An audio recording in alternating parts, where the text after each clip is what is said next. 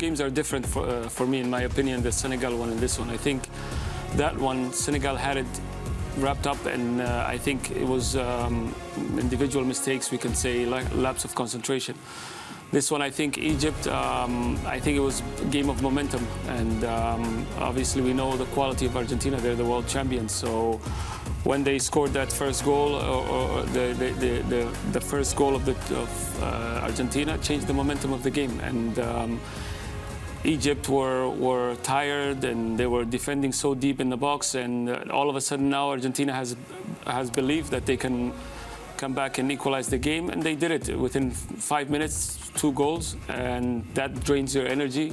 So to be honest with you, I wouldn't say that this one for Egypt was what they normally say, African teams lose concentration at the end. I think it was they were genuinely tired, and they defended so well for 80 minutes and or so. And unfortunately, when you play against teams like Argentina, you have to do it until the end of the game, and they're going to keep coming, they're going to keep knocking on the door.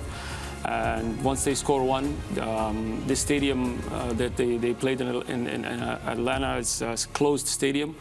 And I think it was 75%, Argentinian fans. You know how passionate and loud they are. Yes. And that creates that atmosphere where the fear comes in, and now don't make a mistake. And it was a situation where they were always going to be up against it.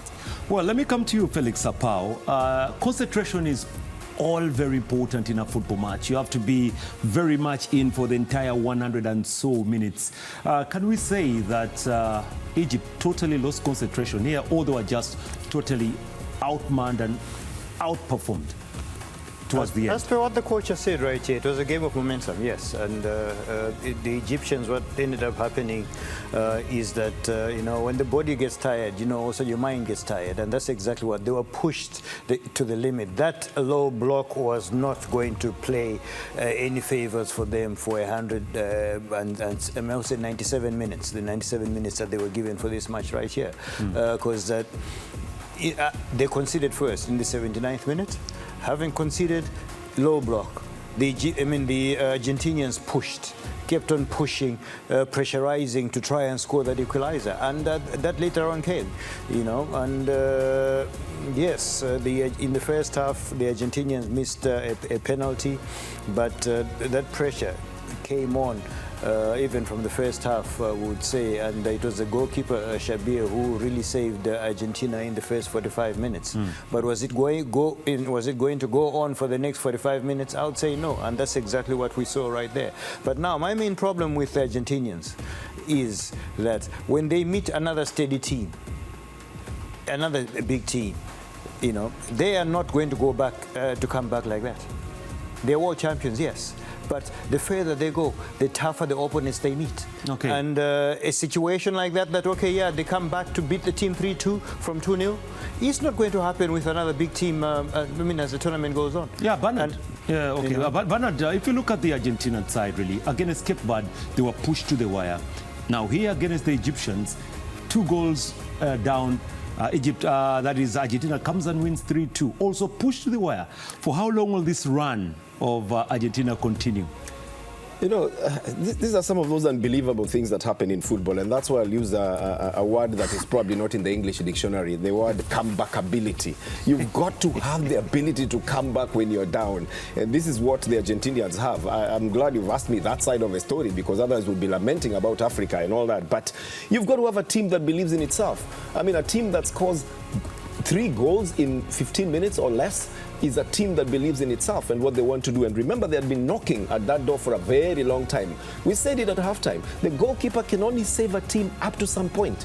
At some point, it's going to break. And I think there was a consensus that if they score the first goal, then they are going to score even more and probably get those 3. I know I forecast a 2-1 win, which is equivalent to a 3-2 or a 1-0. You and Kocha Moalin did. This is where I would love to actually blame the Egyptians. there's this proverbial 70th minute. Coach will probably explain to us later what happens in the 70th minute. But people seem to lose concentration within the 70th minute. And if you're opened up once, you're going to be opened up twice. This makes it a 9-game winning run for Argentina against African opponents. And 3 of them in one tournament. That's Algeria, Cabo Verde, and now Egypt. It's not a very good show. I mean, it then translates into now, you know, dominance over Africa other than just one team. For Egypt, they just failed to become the 5th African nation to reach the quarters because Cameroon did it in 1990, Senegal 2002, Ghana 2010, Morocco have done it twice in 2020 and 2026. And this was a chance for them to go in. How do you give away a 2-goal lead? With how many minutes remaining? About 15 or less. How do you give away that? 15. It's inexplicable sometimes. Now I understand why coaches go kicking bottles and throwing things at people. Maybe Coach Moalin will tell us. Coach Moalin, you can actually tell us that. Why do you guys kick bottles?